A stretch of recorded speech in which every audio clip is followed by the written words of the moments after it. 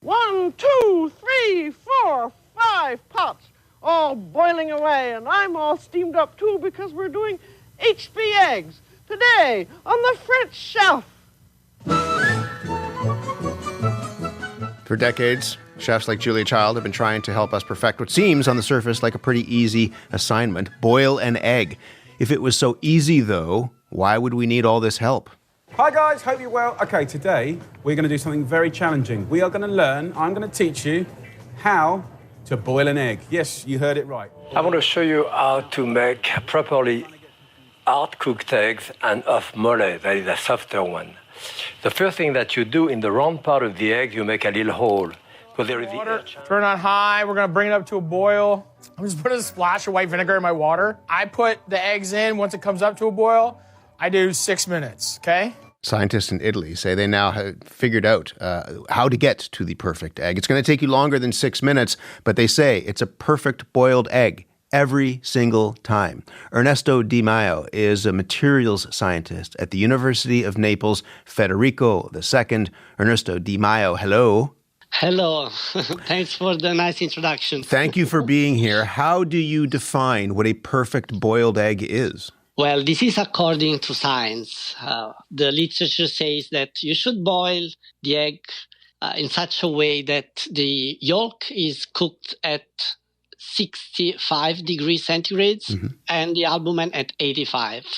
So to get there, this requires a process, and you had to do scientific investigation to figure out what the perfect process is. Where did the idea for this come from? I mean, in all the things that you could study, that you wanted to figure out why and how we go about creating a perfect boiled egg. Yeah, to do so, to cook the albumen and yolk at two different temperatures, you either separate the two or you have to be inventive. You have to do something with your brain. So we did same things with materials, and I do work with plastic foams. We did some research in the recent past to produce graded foams, which means they are not the same at a different part of the object. So we induce different layers in our materials just by treating them in non-conventional way. And this is where periodic comes from. Treating materials to induce layers without changing materials. And this calls for recyclability, for the use of less different materials to have a more recyclable product. Are you somebody who eats a lot of eggs? Is that where this came from? Had you been thinking, you know what, I could make a better boiled egg than the one that I'm eating now? No, in fact, a friend of mine suggested me to deal with the eggs and try my procedure with eggs. So it didn't come out from me. It came out from a chat with a friend of mine, which is genius. But there are people as well. I mean, there's this chef in Italy who he charges almost like $75 Canadian for an egg. People take this very seriously. Yeah, true. But what he does to cook the two ingredients at their respective optimal temperature, he separates the two. But that's easier. The challenge is to cook the two parts at two different temperatures without cracking the shell open. So you call your method the periodic egg. Explain to me how you go about creating this egg. How does it work? Okay, you have to take the egg out of the fridge or at room temperature, doesn't matter a lot, and you simply put it in boiling water. The shell, immediately when you put it in the boiling water, it gets to 100, and then the heat wave gets inside. And the time to do this is about 2 minutes. So before the heat wave gets to the yolk, which will overcook the yolk, you have to put it at room temperature, 30 degrees centigrade water. And you have to do this forth and back 8 times. So you take the egg out of that boiling water and then put it into a room temperature water, then put it back in. True, yeah. Okay.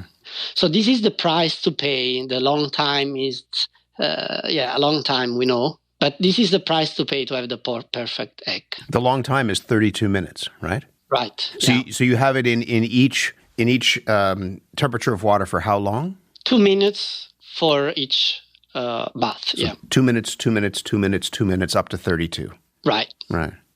But if you want it more cooked, you can be longer. or shorter. So this method is actually stretchable a little bit to each one taste. So you can change a little bit the time, the number of periods, and also the temperature, the cold temperature. There are people who have cooked eggs in the sous vide, which is like the warm water bath. It's a low temperature kind of water bath, and that could take an hour, for example. Does that create the similar kind of perfect boiled egg just over a longer period of time? Yeah, that's the point. When you have sous vide, you have the perfect yolk, but you sacrifice the white, the albumin, because you don't reach 85, which is the temperature required for denaturation of protein and etc. It's the perfect temperature for albumin is 85.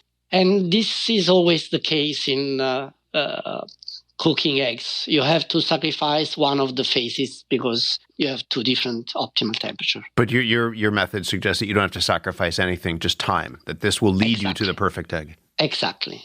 Is there consensus on what the perfect boiled egg is? There are some people who like their yolks runnier than others. And I mean, they might say what you see as perfection is not their idea of perfection. How do you define what perfect is? To me, perfection comes from the literature, which calls for these two different temperatures. But of course, each of us is different. And as mentioned, you can stretch a little bit the method to follow your taste. Mm.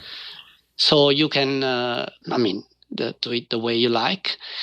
I accept that, and it's obvious. But I think if you have some time that you want to devote to your family or friends, then it's worth trying.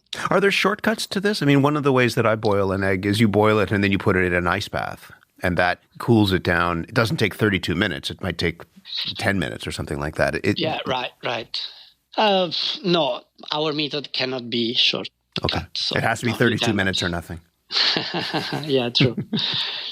Yeah, what people try, I have received thousands of emails regarding methods that are used by people. So yeah, ice bath or whatever. Yeah.